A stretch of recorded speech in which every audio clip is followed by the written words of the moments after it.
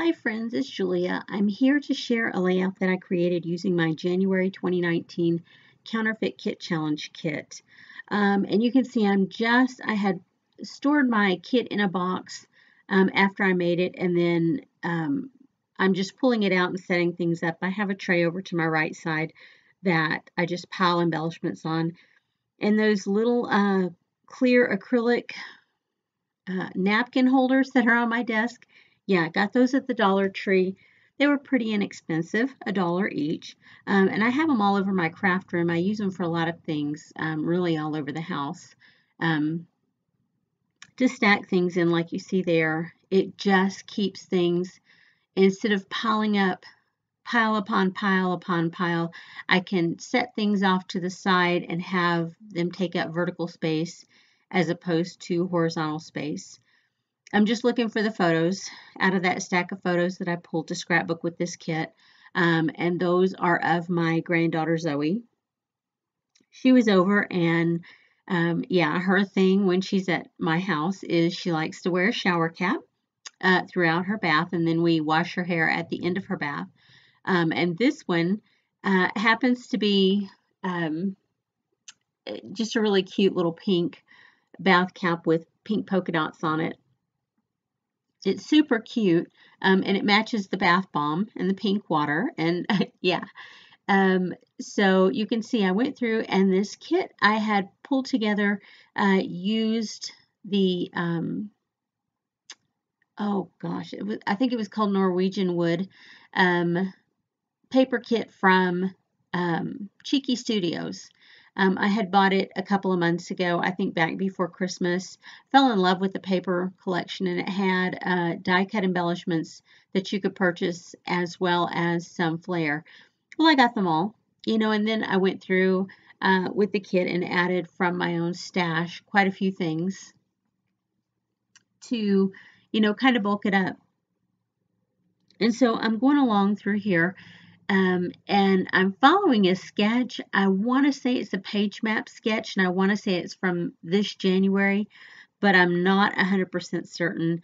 I don't remember exactly, but I think it was a page maps from this month, from January of 2019. And so you can see I just went through and I wanted to make like the pennant flag, and so I did that. And so I'm just kind of, getting everything placed out like I want it. This layout came together fairly quickly. I think it took me about an hour to create it. I walked away several times to do other things around the house and came back to it. I think I was doing it on a weekend, and, when laundry's going or you're cooking or whatever, but this day, I just happened to bounce in and out making this video while I was doing other things around the house. And it looks in these photos, I'm completely embarrassed because it makes it look like I have a filthy bathtub. This bath bomb that we got made this terrific ring around my bathtub. And Zoe had let some of the water out of the tub, and so it looks like I have this huge dirty ring around my bathtub, and I really don't, y'all. It's so embarrassing to see these photos, but there's no way that I could fix it and get rid of the ring, the look of the ring. Anyway, just FYI, I'm not a filthy pig. I don't I don't have a big old ring around my bathtub. Yeah, and it took forever to wash that out because it was so greasy feeling. And it was one of those super ginormous bath bombs that I think my husband got it at Walmart. But we put it in the tub with her, and it was taking forever to disintegrate. And so she's like, "What's on the inside of it?" And I'm like, "I don't know. Mush it and see," because it was really gooey feeling. And so she did, and she's like, "Ew, oh, yuck," But even then, after mushing it like crazy, it still took forever for that sucker to dissolve. And Greasy, her little hands, after she was mashing on it and everything, she wiped her hands, wanted to wash her hands off because she said they felt icky. She wanted a towel to wipe them on. So I handed her the corner of her bath towel and she wiped her hands on it and it came away stained pink and greasy. And I still have like greasy marks on the edge of that towel after I've washed it like I think 3 times since these photos were taken. So I'm not sure what that bath bomb was made of, for it to, I don't know if there was like some motor oil or something in there that made it quite so greasy. Do they have pink motor oil? That's what it reminded me of on her little hands. And you can see I'm just going through and I'm sorting through my die cuts. I had 2 packs of die cuts in there. The ones, 3 actually, that little set there I think is actually a Project Life kit. And then I had 2 sets from Cheeky Studios. One was the Norwegian set that matched the kit. And then the other was like a fall kit that matched. And I don't remember the name of the second kit. But it matched the feel and the colors of the Norwegian kit. So I pulled those in too to use some of those. And I think I pulled a couple out of each packet to use. And you can see there I had added in some 3x4 cards, and they were from Freckled Fawn, and I just put one right there, cut a portion of it down so that I could do some journaling on it. And it's pretty simple journaling. It's what I told you earlier. It's when Zoe was asking what's on the inside, and I'm like, well, squish it and see. And the ooh and the yeah, some of her phrases that she was saying when she was squishing it. Yeah, you should have seen her faces. I only got the one where she's kind of, got a little bit of a goofy look, but I mean, she really had some faces going on. So I'm going through and I'm popping up some of the embellishments on some foam tape, and that's a big roll that I got through Amazon, and it was like half the price of the 3M tape. I like the thinness of it. It's just as thin. It's a little stickier than the 3M tape. I don't know that that's going to mean that it's going to have increased longevity, but anywho, it's stickier than the 3M tape. I can tell you that much. And so I'm just going through and I'm popping some of the embellishments and die cuts up.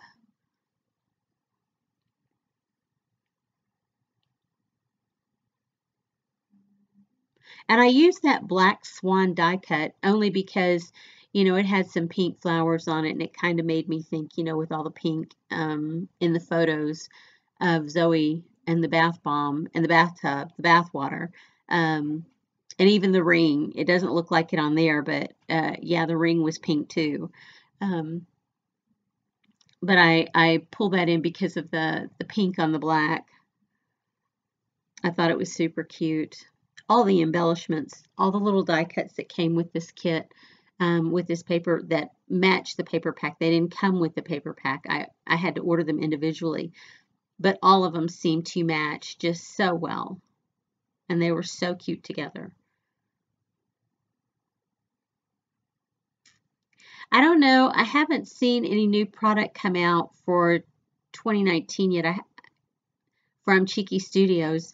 I've been to their website a couple of times this year, but I haven't seen anything super new. I've been to her Facebook group where she has been posting a lot of the industry trade show that they have every year. Create something. Anyway, I've been seeing her there and post some videos from that, but as far as new content on her blog, I don't think I've seen anything new for this year so far. I'm not really a paper kit kind of girl. I don't buy necessarily kits that include paper. I'll buy embellishments and things like that, but I'm not much into buying like paper packs and that kind of thing from kit companies. But when I saw this paper, when I saw her show it on her YouTube channel, I flippin' fell in love with the paper line. I loved all the colors that were in it. Yeah, it's just a beautiful paper pack. And I had gotten a freckled fawn kit with an alphabet, some label stickers, and then what else came with that? I think there was some, excuse me, washi tape and something at washi strips that came with that kit, and something else. Anyway, all of this stuff came in this freckled fawn kit that matched the color line in this so well that I pulled it right in and used it up. Then I had gone through and dug from my stash and found other embellishments that matched as well. That paper line had every color gradient that you could think of, from dark turquoise blue to purple to lilac to mint, shades of pink, shades of yellow, shades of green. It had everything. And I love, that's, one of the reasons I love that paper line. I love it when everything is a stark white background that you're writing on, and if you have a little error, you can always white it out. That always makes me very happy. I don't know what the longevity of it will be. I've gone back and from years and years ago into some of my planners and seen some of the stuff that I have covered over with whiteout. It's kind of bled through the whiteout.